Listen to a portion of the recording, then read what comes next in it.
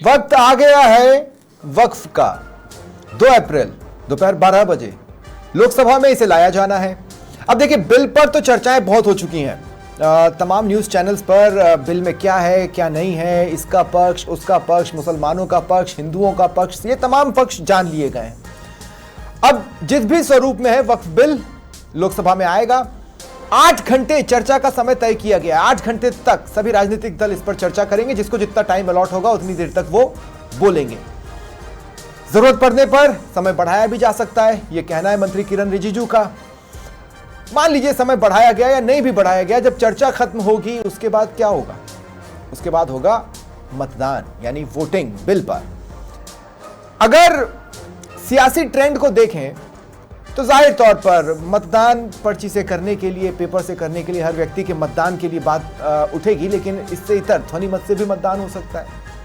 इसके अलावा बात करें, अगर नंबर गेम में कहीं भी विपक्ष को यह लगता है कि हम पिछड़ रहे हैं, तो धर्म विशेष के प्रति अपने चाव को जताने के लिए वो वॉकआउट कर सकते हैं, वहां पर रह सकते हैं मतदान में। मतलब तमाम सिनेरियोज हैं जो सियासी नफे नुकसान के हिसाब से राजनीतिक दलों को लेने हैं, क्योंकि व्हिप जारी किए जा रहे हैं। ऐसे में क्या सरकार के पास वांछित नंबर्स हैं? हालांकि चैन की सांस ली है जब टीडीपी ने कहा कि हमारे 3 सुझाव मांग लिए गए हैं, अब हम पूर्णतः समर्थन में। लेकिन नीतीश ने पत्ते नहीं खोले। नीतीश एलजेपी अगर पत्ते नहीं भी खोलती है तो अब नंबर्स 274 के पास पहुंच रहे हैं, जिसका मतलब यह है कि बहुमत के आंकड़े से 2 ज्यादा ही। तो एक कंफर्ट जोन तो मिला है, बस यह है कि कहीं कोई क्रॉस वोट ना कर दे। लेकिन यही डर INDIA को भी सता रहा होगा, क्योंकि उनके दल में भी कुछ, उनके संगठन में भी, उनकी एकजुटता में भी दरारें समय समय पर सामने आई हैं।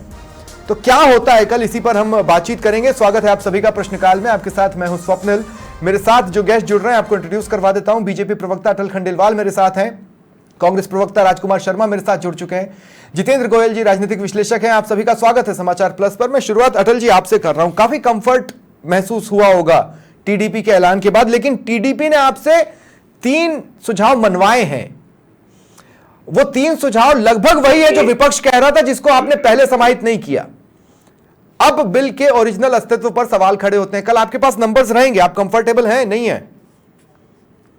देखिए, पहली बात तो स्वप्निल जी, हमारा जनरली हम जब भी बिल सदन में रखते हैं तो उसकी तैयारी बहुत स्पेशली हम बहुत मेहनत के साथ करते हैं, ईमानदारी से करते हैं। तो जब उस लेवल की तैयारी हो जाती है, तब जाकर के भारतीय जनता पार्टी कोई भी बिल सदन में सबमिट करती है। और सभी एनडीए है वो उसके जो घटक दल है उन सबसे भी बात कर ली जाती है, उनसे सहमति भी ले ली जाती है।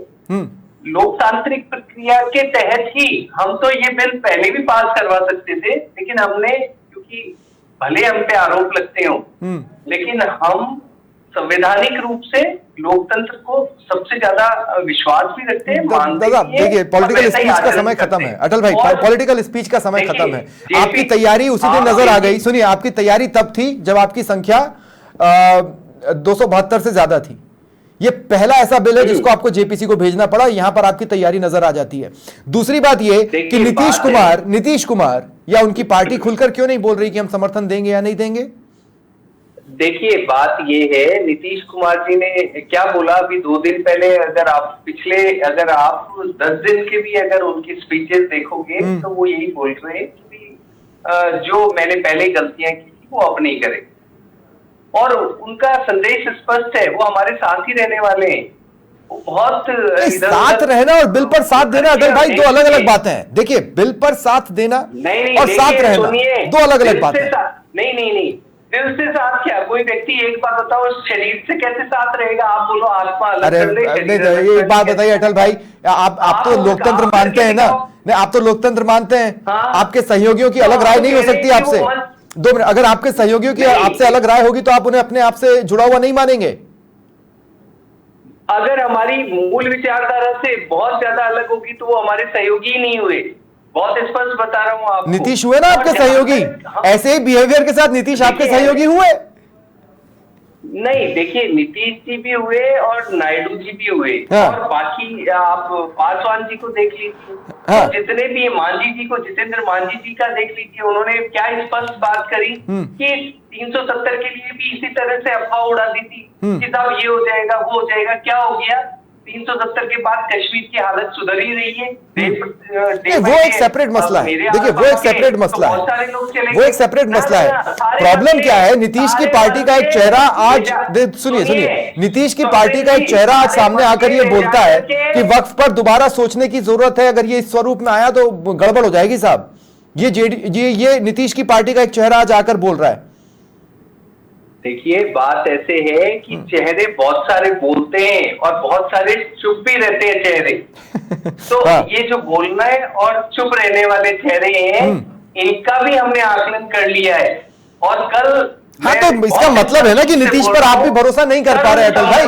से लोकतांत्रिक व्यवस्था के तहत बिल पास होगा। नहीं, मैं ये कह रहा हूं, इसका मतलब तो यही है ना कि नीतीश पर आप भी भरोसा नहीं कर पा रहे। आपने मौन रहने वालों को भी भापा है, तो मुखर होने वालों को भी भापा है। फिर तो आप स्वप्निल जी ये क्यों नहीं कह देते हो कि भी जब तक 541 जो सदस्य हैं, हाँ। पूरे के पूरे अगर सहमत नहीं हो जाते, तब तक उसको हम लोकतंत्र की व्यवस्था ही नहीं मानते। ये मैं नहीं कह रहा हूं, लेकिन मैं ये कह रहा हूं कि अगर आपके गुट में से एक भी अलग चला, नहीं, एक भी अगर अलग चला तो उसका पॉलिटिकल मैसेज सही नहीं जाएगा एनडीए के तौर पर। देखिए बात ऐसे नहीं, पहली बहुत स्पष्ट बात है कि हम पहले तो जो वोटिंग या जो ध्वनिमत से या जिस भी लोकतांत्रिक व्यवस्था के तहत वो बिल पास होता है, सबसे पहले तो वो एक तो ध्वनिमत हो सकता है। आपकी बात से मैं ये समझूं कि ध्वनिमत से हो सकता है। हाँ, क्यों नहीं, वो जो भी प्रक्रिया अपनाई जाएगी वो साथ दी जाएगी, भले वो और वोटिंग का हो, ध्वनिमत हो, तो सारे जो भी कमेटी, संसदीय कमेटी तय करेगी, उस हिसाब से हो जाएगी वोटिंग। ठीक है, मैं आगे आपके पास आता हूं अटल भाई, मैं आगे आपके पास आता हूं। पीसीआर, एक बार मैं आपसे कहूंगा कि गेस्ट की विंडोज में नाम ठीक कर लें। राजकुमार शर्मा कांग्रेस प्रवक्ता हैं जो कि सबसे लास्ट में, और जितेंद्र गोयल जी राजनीतिक विश्लेषक हैं बीच में। राजकुमार शर्मा जी, मैं आपके पास इस सवाल के साथ आ रहा हूं कि एक्चुअली मुझे तो देखना यह भी है कि ये जो शिवसेना का उद्धव गुट है, ये एनसीपी का जो बचा हुआ गुट है, वो विरोध में आपका साथ उतने ही मुखरता से देता है और मतदान के दौरान पलट तो नहीं जाता है, या क्या करता है? क्योंकि बड़ा इंटरेस्टिंग सिनेरियो है ये, बहुत लंबे समय के बाद में किसी बिल को लेकर इस तरह का इंटरेस्टिंग सिनेरियो देख रहा हूं राजकुमार जी। ये इंटरेस्टिंग इसलिए हो रहा है स्वप्निल जी कि भारतीय जनता पार्टी की कथनी और करनी में अंतर है। अभी भारतीय जनता पार्टी ने, आपने देखा होगा, 2 दिन पहले 32 लाख मुस्लिम परिवारों को ईदी भिजवाई है, और ईदी भिजवाने के बाद इनके जो सहयोगी दल है उनमें भी कहीं ना कहीं दरार है, नाराजगी है। भारतीय जनता पार्टी से गलती हो गई। ये अगर अच्छा होता, चंद्रबाबू नायडू से, नीतीश कुमार जी से अगर पूछ लेते कि ईदी भिजवानी है नहीं भिजवानी है, लेकिन इन्होंने अति उत्साह के अंदर और मुस्लिम परिवारों पर डोरा डालने के हिसाब से ईदी भिजवाई, और मुस्लिम समाज के सब साथियों, टीडीपी मान गई ईद के दिन। टीडीपी मान गई। आप टीडीपी को भी जानते हैं और नीतीश कुमार जी को भी जानते हैं, और मैं कांग्रेस को भी जानता हूं, मानना नहीं मानना कल, और मैं शिवसेना के उद्धव गुट को भी जानता हूं। आप विश्वास मानिए, शिवसेना का उद्धव गुट क्या करेगा किसे पता। अच्छा, जानने को तो मैं एनसीपी को भी जानता हूं। ये सब वो हैं जो कभी गलभैया कर चुके हैं बीजेपी के साथ। स्वप्निल जी, आप सबको जानते हैं, हाँ। लेकिन भारतीय जनता पार्टी के 2 नेताओं को नहीं जानते। हाँ। उन्होंने आज ही एक राजस्थान के नेता की आवाज बंद की है। हाँ।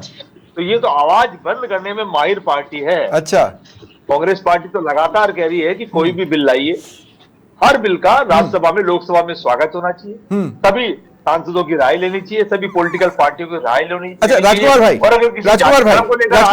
एक बात बताइए, राजकुमार भाई, अरे नहीं अटल जी, इमरजेंसी कहाँ आ गया भाई? वक्फ की बात हो रही है, 2 मिनट रुकिए राजकुमार जी। नहीं, अरे 2 मिनट रुकिए प्लीज, ऐसा होना चाहिए। 2 मिनट रुक जाइए प्लीज। राजकुमार जी, मैं आपसे एक बात कह रहा हूं, इतने समय में आप ये तो भाप ही चुके हैं ना कि आप चाहे जितनी रणनीति बना लो, जिस रणनीति के साथ मोदी और शाह मैदान में आते हैं, कांग्रेस को चारों खाने चित होना पड़ता है। तो इसका मतलब तो हम ये मानकर चल रहे हैं मोटा मोटा कि बीजेपी जो भी चाहती है वक्फ बिल को लेकर वो कर ले जाएगी। अगर कोई उनका साथ नहीं देता तो टीडीपी को मिला के 274 हो रहे हैं, पास हो जाएगा। और अगर मान लीजिए टीडीपी वहां जाकर भी पलट जाती है तो आपके धड़े में भी कुछ ऐसे चेहरे बैठे हैं जो वहां सरक सकते हैं। साहब तैयार बैठे हैं जाने को। महाराष्ट्र याद करो आप। स्वप्निल जी, बीजेपी तो कांग्रेस पार्टी के चारों खाने चित करके 400 बार जा रही थी। गई क्या? ठीक है, गई क्या? हाँ ठीक है, जोर लगा लिया।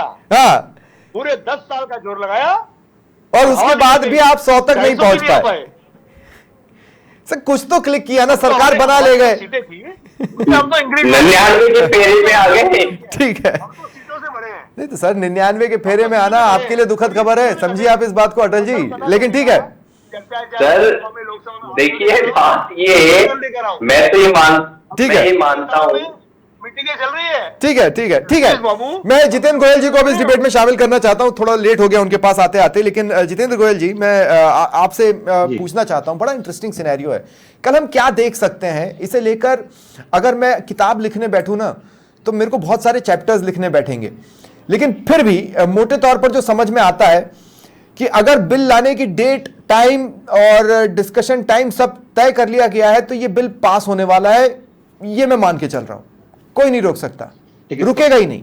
सबसे इंटरेस्टिंग बात तो यह है कि कल जो शिवसेना है वो इस बिल के खिलाफ बात करेगी, जो कहीं ना कहीं उनके नेचर के विपरीत जा रहा है, जो कुछ दिनों से वो बात कर रहे हैं। अच्छा, जो मुझे जो लग रहा है पिछले हम लोग देख रहे हैं पिछले 25-30 दिन, महीने भर से जो हम लोग नीतीश जी की जो बॉडी लैंग्वेज देख रहे हैं, उसको देखकर मुझे लगता है कि कहीं ना कहीं कल पत्ते जो है ना नीतीश जी खोल देंगे और कहीं ना कहीं इस जो ये जो बिल है इसके पक्ष में मुझे लग रहा है कि नीतीश जी जाने वाले।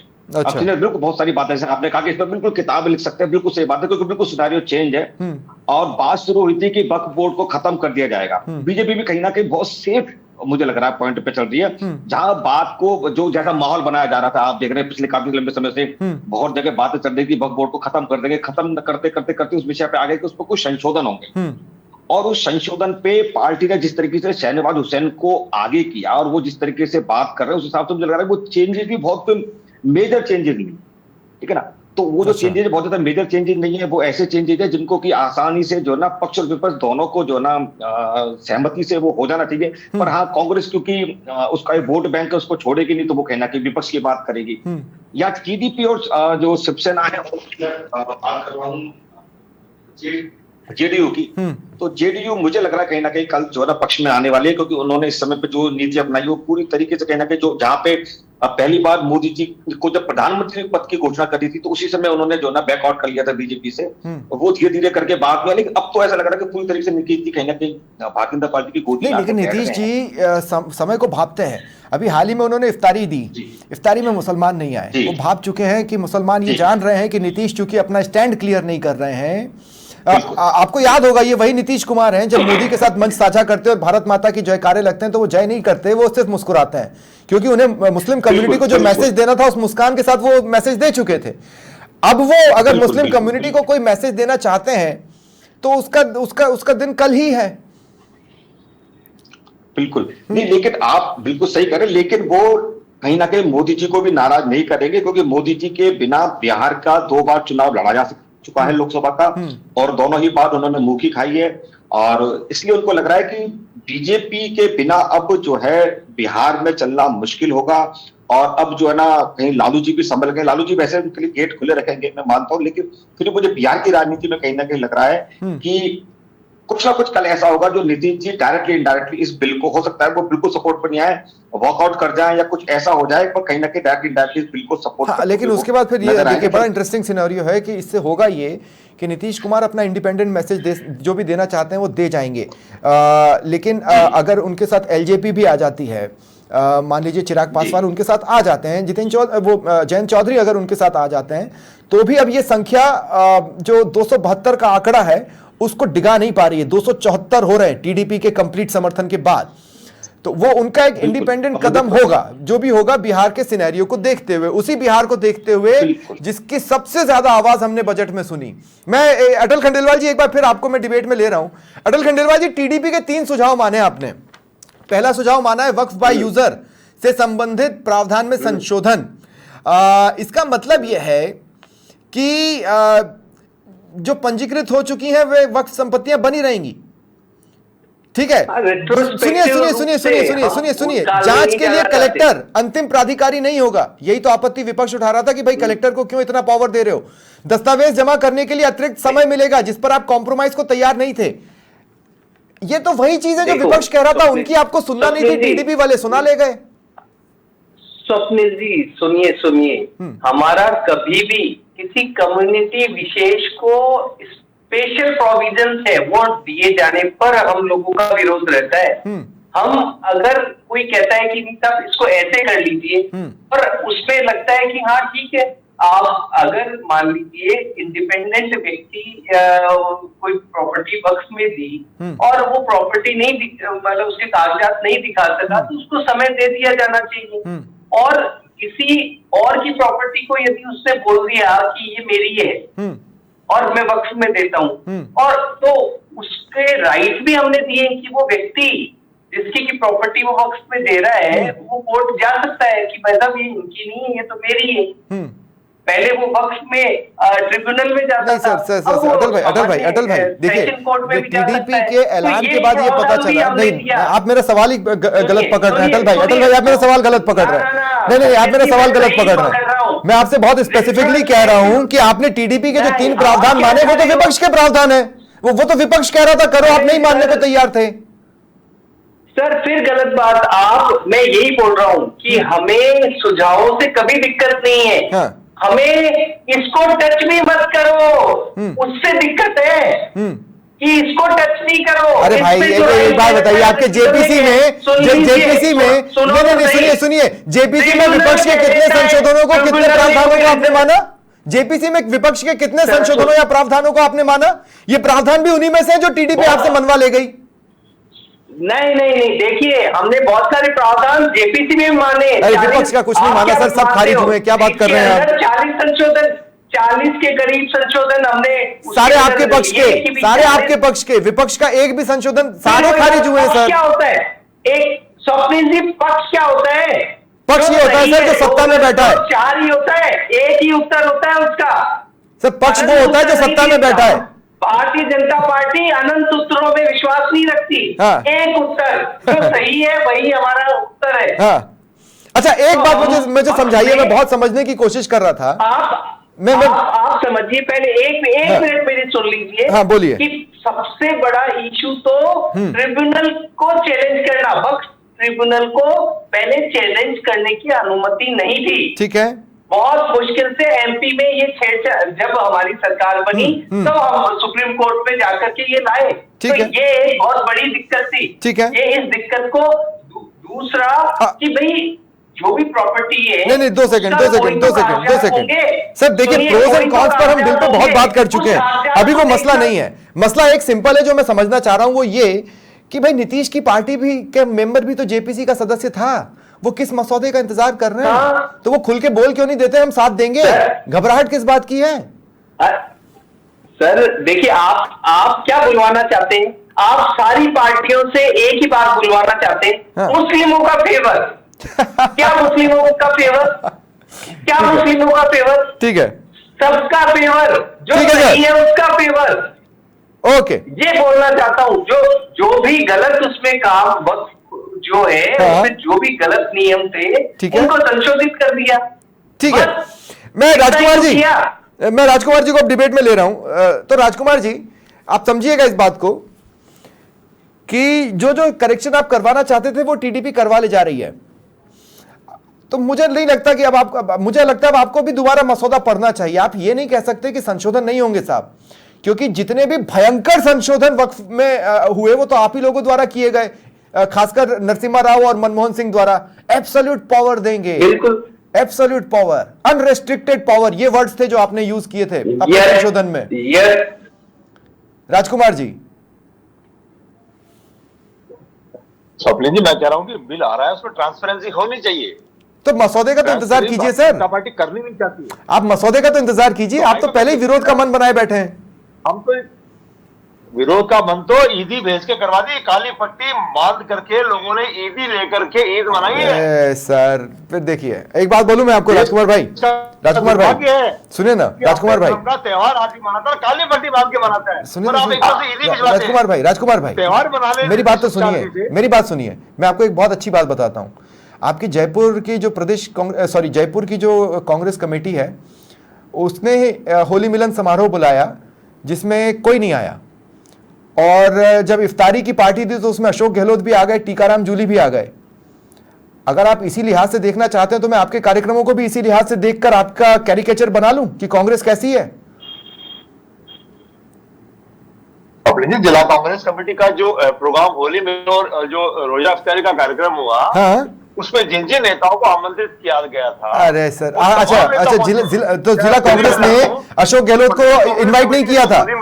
जिला कांग्रेस ने, सुनिए ना, जिला कांग्रेस ने होली मिलन समारोह में अशोक गहलोत को इनवाइट नहीं किया था, टीकाराम जूली को इनवाइट नहीं किया था। सुनिए तो सही, होली मिलन के लिए क्या अशोक गहलोत, टीकाराम जूली इन्वाइटेड नहीं थे?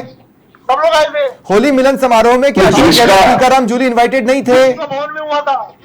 तो देश का प्रधानमंत्री अगर किसी को ईडी भेज रहे हैं अगर वो, तो इस पे कांग्रेस को क्यों आपत्ति होनी चाहिए? वैसे जितेंद्र भाई, बात इसकी है कि कौन नेचर के अगेंस्ट किया। हाँ, नहीं नेचर आप समझिए, वो बीजेपी ये कह रही है कि हम जो है ना दोनों पार्टियों को, मतलब तो किसी भी धर्म को साथ लेके चल रहे हैं, हम सबकी बात कर रहे हैं। हाँ, ठीक है। अब मैं ये पूछना चाहता हूँ, राजकुमार जी बैठे हैं, राजकुमार जी, मैं कह रहा हूँ आप अयोध्या मंदिर बनाओ, आपके पार्टी वहां पे क्यों नहीं गई? राहुल गांधी जी मंदिर के मैं क्यों नहीं गई? आप कहोगे आप इन्वाइटेड नहीं थे।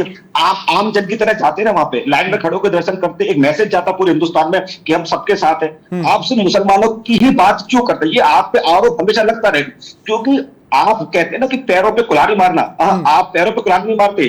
कांग्रेस कहीं ना कहीं जब जब धर्म की बात आती है अपना पैर खुद कुल्हाड़ी के पास लेके जाती है।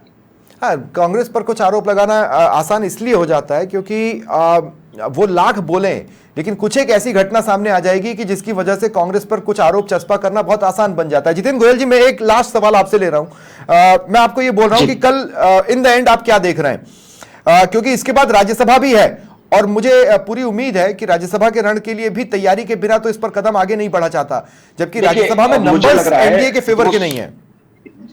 119 जो है ना राज्यसभा के लिए चाहिए, मुझे लग रहा है 119 से ज्यादा इनके पास है, 115 तो खुद बीजेपी लेके बैठी है। नहीं, 98 मुझे लगता है, सॉरी 98 है राज्यसभा में बीजेपी के पास। अपने सहयोगियों के साथ पूरी कर पा रहा हूं, अपने सहयोगियों के साथ 115 है, और अगर हम 6 मनोनीत वालों को गिन ले तो 121 होता है, 121 हो जाता है। तो मेरे को कहीं ना कहीं ऐसा लग रहा है कि कल ये बिल निश्चित रूप से लोकसभा और राज्यसभा बिल्कुल पास होना चाहता है, और मेरे को कहीं ना कहीं ऐसा लग रहा है विपक्ष भी चाहता है, लेकिन कहीं ना कहीं उनका वोट बैंक प्रभावित ना हो, उन पर ये ठप्पा ना लग जाए कि वो मुस्लिम विरोधी है, इसलिए वो कहीं ना कहीं विरोध कर रहा है। बाकी मुझे ऐसा लग रहा है कि ये विरोध जो बिल है वो निश्चित रूप से कल जो है ना पास हो जाए। ठीक है, बहुत बहुत शुक्रिया, बहुत बहुत शुक्रिया आप सभी का मेरे साथ जुड़ने के लिए। फिलहाल इतना ही, नमस्कार।